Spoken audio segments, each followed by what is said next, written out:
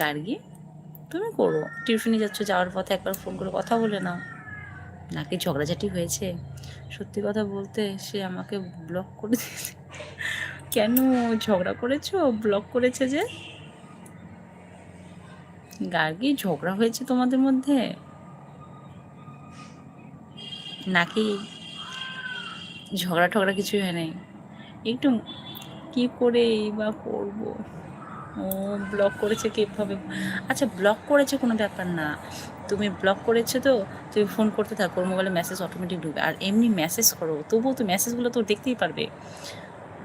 যদি ফোন না রিসিভ করো তুমি মেসেজ করো, ব্লকেও মেসেজটা যে থাকবে ও তো দেখবেই, বলবে যে কেন ব্লক।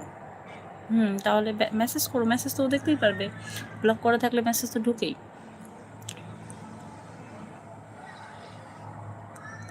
কে আছো লাইভে প্লিজ কমেন্ট করো।